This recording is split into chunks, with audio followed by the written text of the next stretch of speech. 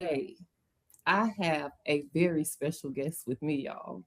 I have a spiritual life coach, Reiki master, intuitive card reader, master sound and energy healer, ordained minister, mom, and author of several books, including The Truth About Fairies, A Soul Remembered Guide, and The White Witch's Guide to Ceremonies, Practical Magic for the Modern Witch, Miss Shannon Burks. Thank you so much, Shannon, for joining us and being here today. Tell us a little bit about you, your philosophy, your beliefs. Tell us who Shannon Burks is.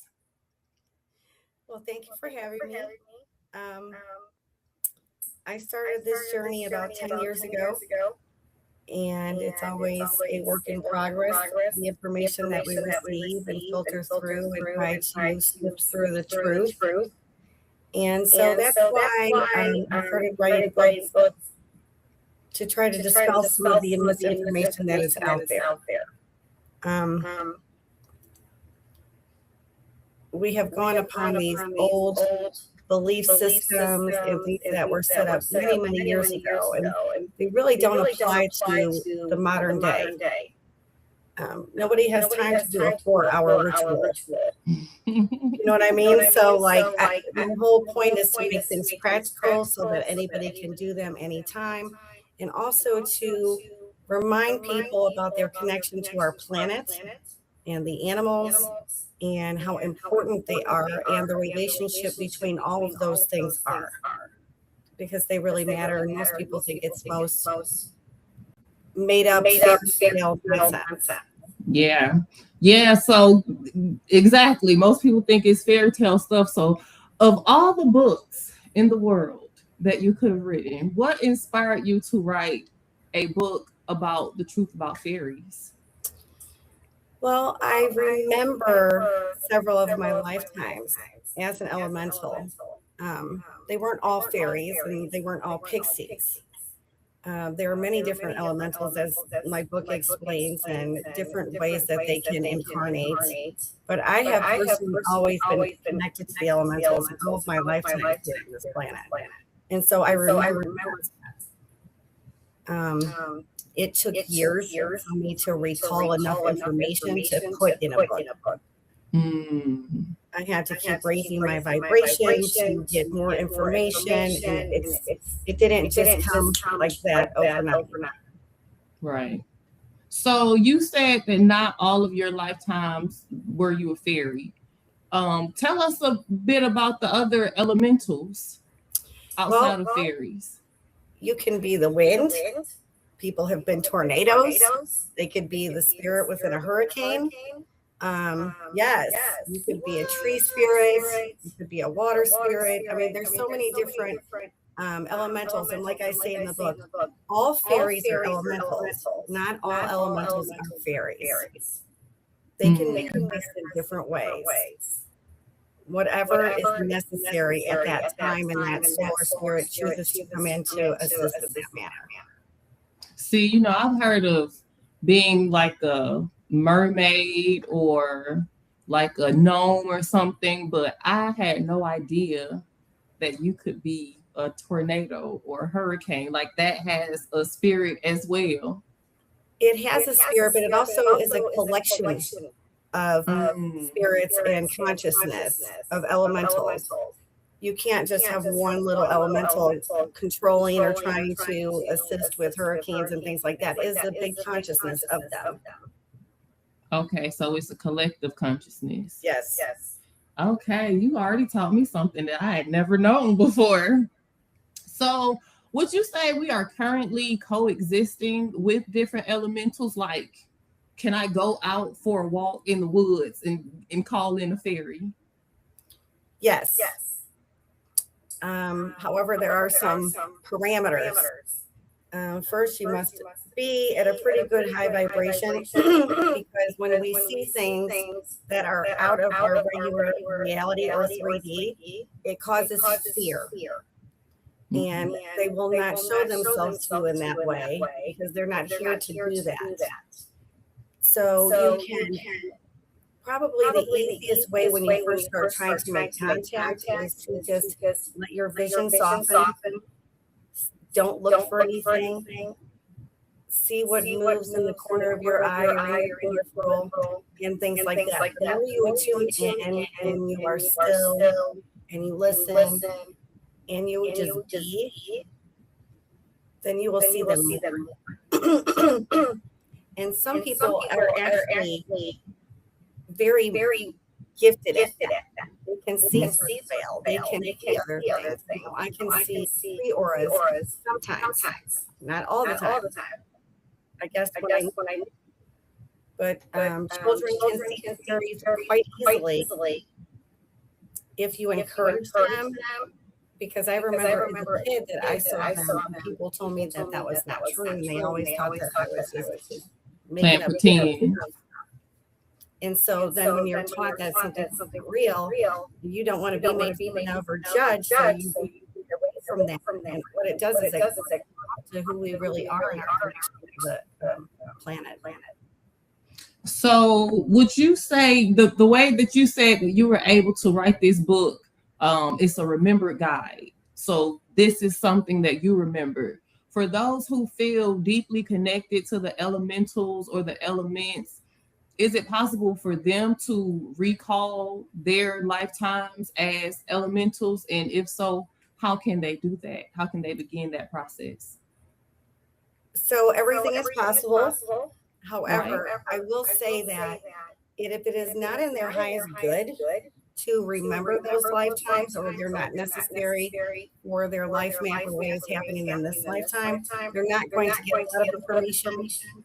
But it's something that they need to remember in this lifetime. Yes, will absolutely come through meditation, through releasing judgments, getting out in nature,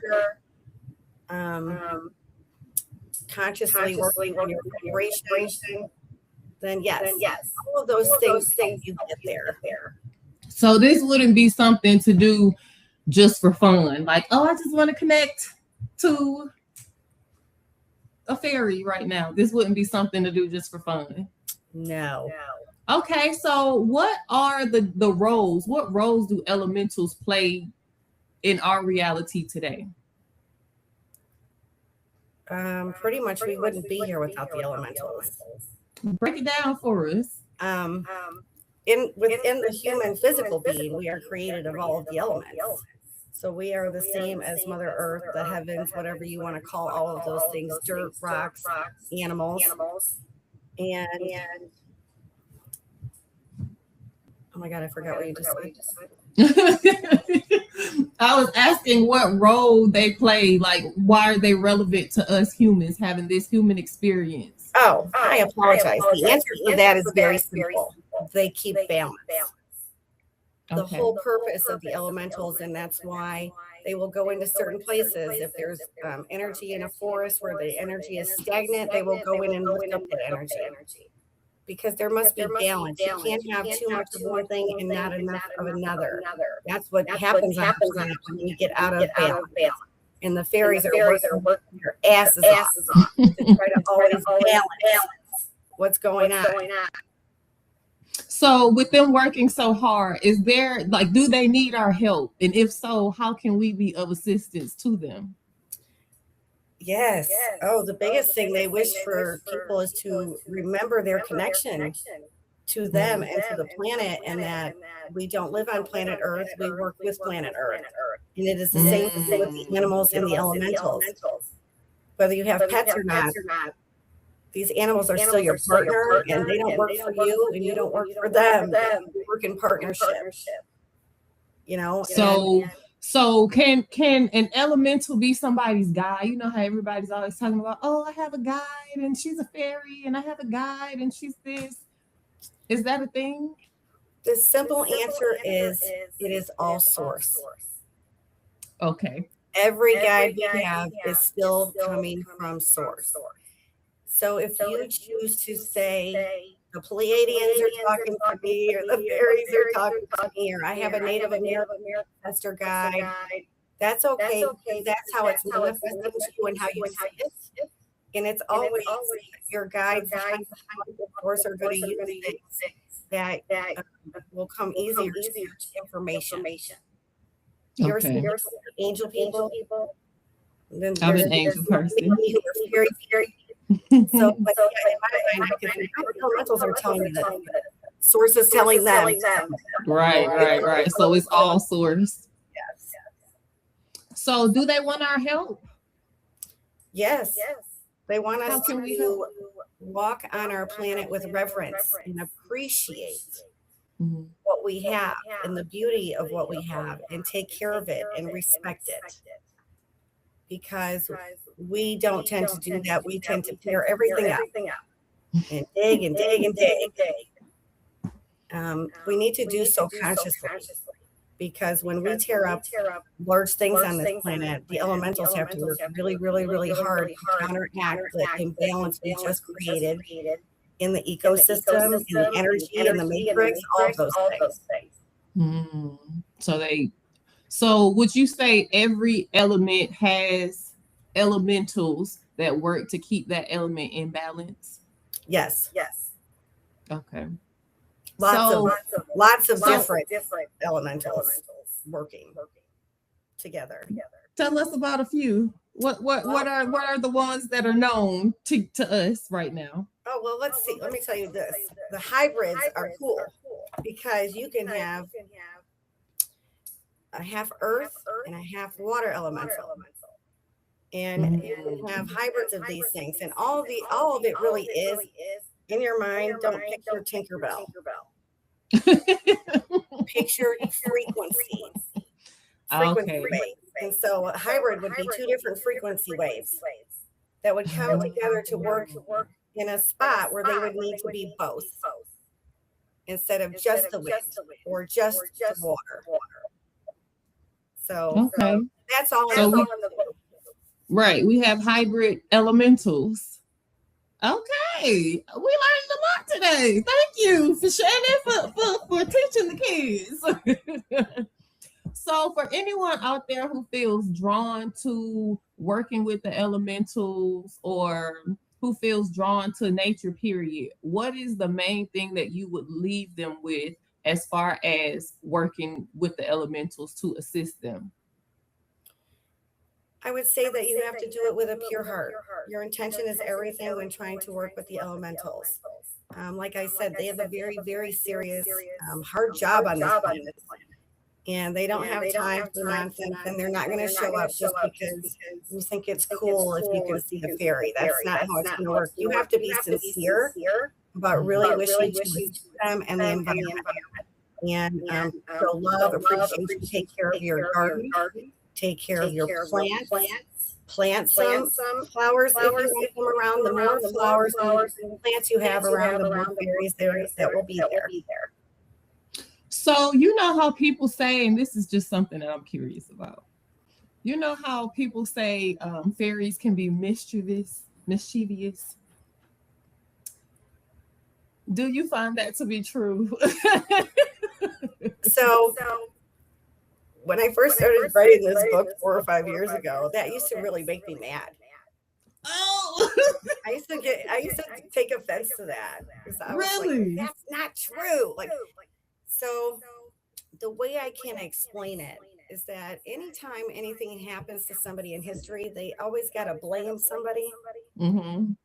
The way elemental karma works, the humans at that time did not understand that what they did to the land or their crops or to other people or whatever caused the fairies to withdraw and pull back their land. And so they were not assisting. The crops were not growing. Their fields were getting flooded.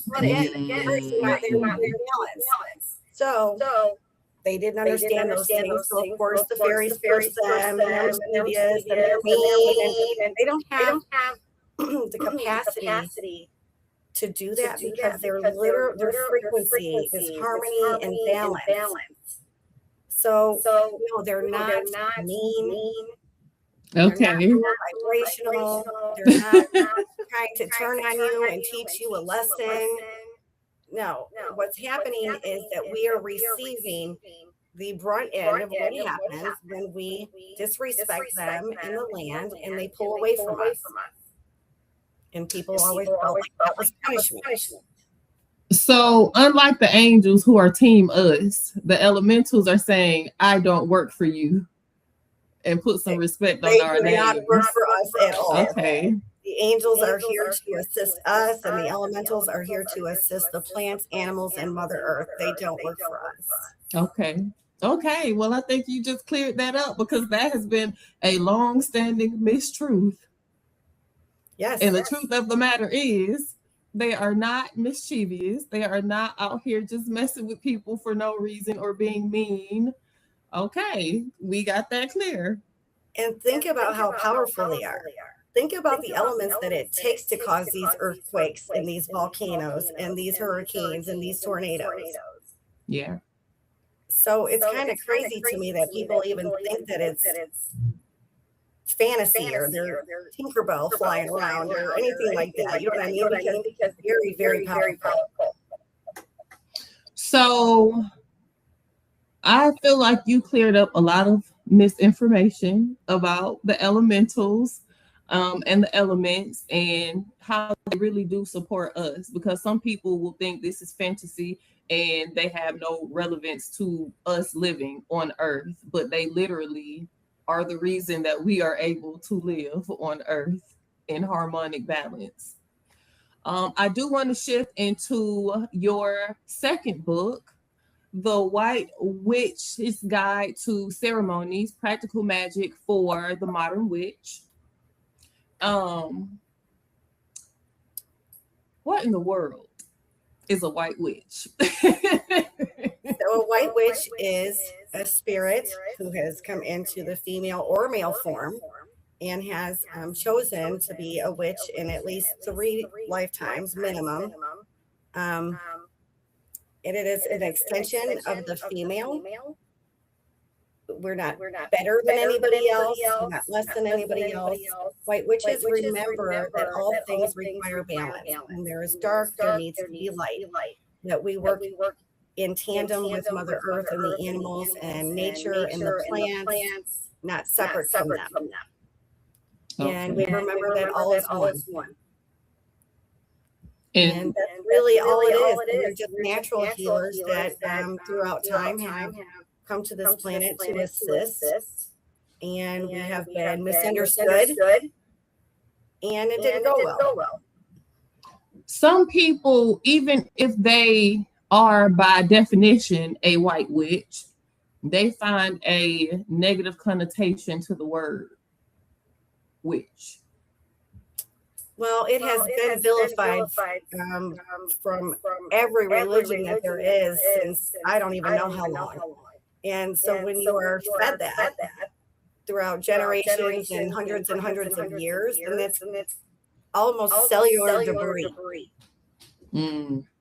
And you have to remove that, and you have to be open-minded. For me, it was easy because the second I remembered, I was like, oh, that's me. Other people longer, some people say, oh yeah, they're not. And they come back later. And it comes to people at different times in their lives when they're ready. Okay. What can anybody, are there like, I know you just said the 3 lifetimes, but is that possible for anybody? Can anybody be a white witch? Will everyone eventually be a white witch? No, right now I believe there's about 1.3 million of us on planet Earth. And that is because their spirits chose to come in and do that. So no, not everybody is a white witch. This is not something that you can just pick up. Now, you can learn how to do alchemy and magic on your own. Anybody can do that. But that won't make you a white witch. Right. It's something that your spirit chose to do in your incarnation. So how can someone know if they are a white witch versus I just like magical stuff? Well, there's lots of signs. The millennials all love Harry Potter, Lord of the Rings, of course, me too, and I'm Gen X. If you love plants, if you love animals, there's so many ways to tell. And if they think they are, then they probably are. Okay, so you just spoke about alchemy and magic. What does that really mean? What is magic truly? Magic is manifestation. It is creating. It is the art of changing a desire into a reality. It is the art of changing a chemical process also to manifest something. Like when you change gold to whatever. That's an alchemical process. So how can a white witch use magic to either assist other people or themselves? Like, is working with the elements a part of magic, or does it not have to be? How can white witches use their magic? There is no right or wrong. There is no right or wrong. You can do magic, or you can do little candle spells, whatever you want to do. You don't have to use the elements, but yes, the white witch knows that we need the elements. We need the elementals. And we need Mother Earth. So yes, I always call in all of those things anytime I'm doing any type of magic or manifest. That's really all it is. You know, it's crazy word, but it's just creation. And we all do it all the time. Everybody is creating constantly what is in their life. They just don't think of it as being very magical. Right, because they're so used to it. They're so used to doing magic on a daily basis, they don't even realize they're doing magic. Yep, totally not even aware that they are doing magic all the time. And I want a cat. Next thing you know, they got a cat, right? Now, would they ever think that was magic? No. It was, because they set their intention and the energy followed the emotion, and that's exactly what they got. Okay, they called it into being. They manifested it. So, what is your favorite example of magic? Like, what's your favorite way to use your magic as a white witch?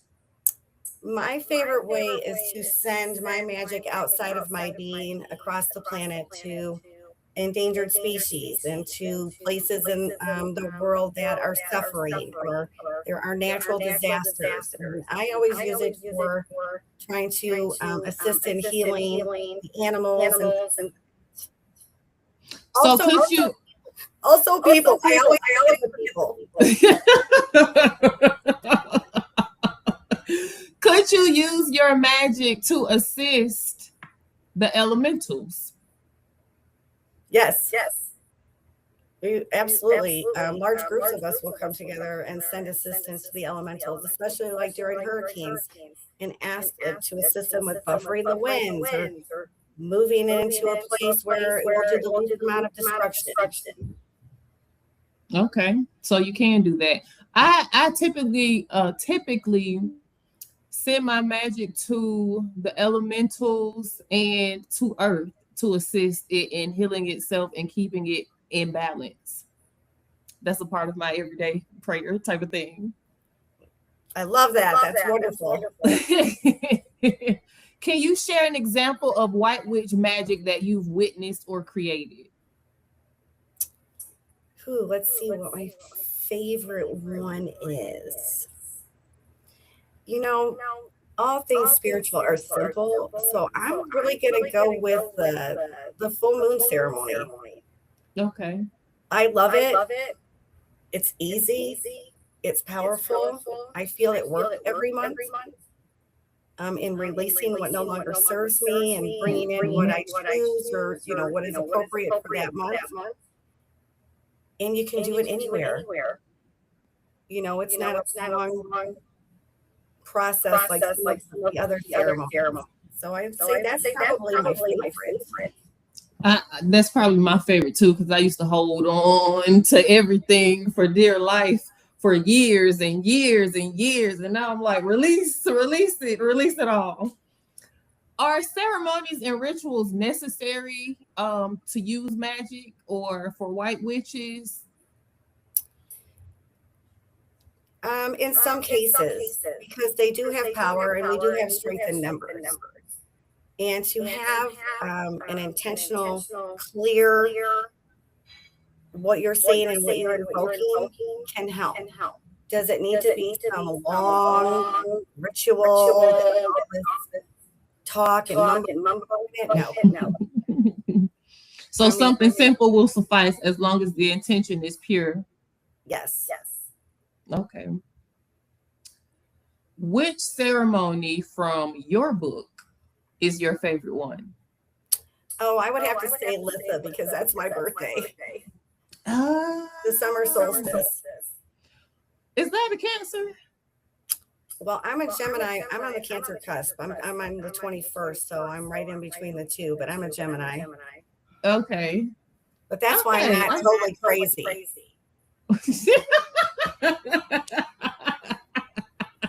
That's why you're not totally crazy, but it's a little bit. A little bit. What is the biggest takeaway that you want readers to take from your book? There is not a right or a wrong way to practice magic or to do your witchcraft. However, there are higher vibrational ways and lower vibrational ways to do it. And so I ask that they get the book and they follow it because the information came straight from source. And I know it to be 100% truth in the book as opposed to the truth about experiences in past lives. The White Witch's ceremonies is your truth, and you cannot go wrong using it. It's a safe place to practice without having to worry about anything coming back on you. So this question just popped into my head, and I'm gonna ask you because I know somebody out there is going to want to know this question, this answer. If there is a white witch, is there a such thing as a black witch? And does it mean the opposite of a white witch? Or would that just be high vibrational and low vibrational? There is no such thing as black magic. I hate to disappoint a lot of people on this planet who think they're practicing black magic. There's no such thing. There's higher vibrational magic and there's lower vibrational magic. And doing one, you will receive consequences you're not prepared for, and doing the other, you will receive rewards from the universe. They can call it whatever they want, but there's no such thing. And one more question for you, Shannon. Because I literally have been getting questions and requests for this for years, and I just got one this morning, and it's about love spells. Can you talk to the people about why they should or shouldn't, or why it is not in their best interest to do love spells on other people? Well, that's a big no-no. White witches do not do things like that. Love spells, binding spells, banishing spells. You are now impinging upon another person's freedom of choice. That is the law of this universe, the law of this planet, and you will get karma. It's going to come back on you. That is stepping outside our bounds of power, and we don't have the right to do that. Nobody has the right to write that. To make anybody feel any type of way that they normally don't do it. Don't do it. You go back again. You'll be back again another lifetime. Don't do it. So y'all heard it. Don't do it. It's not worth it. It is not worth it. Let that person who is for you, your soulmate, find you without you having to manipulate any energy around it. Absolutely. Thank you so much, Shannon, for this beautifully amazing interview. I am so glad that you sat down with me today because I learned something as soon as you opened your mouth and something else along the way. Tell the people how they can get in contact with you if they want to learn from you, if they want to work with you. Where can we find you? You can reach me on my website, practicalmagicintuitivehealing.com, or you can reach me at Universal Gifts Healing Center in Hudson, Florida. Either way, my books are all on Amazon, and we can post the links below. And I'm Get the not books going out. All right. Well, I appreciate you being here and I hope to see you again. The truth of the matter is, you are the magic, and your intention is one of the most powerful things that you will use. Remember, it is your right and your responsibility to create a life that you love, deserve, and desire. Until next time.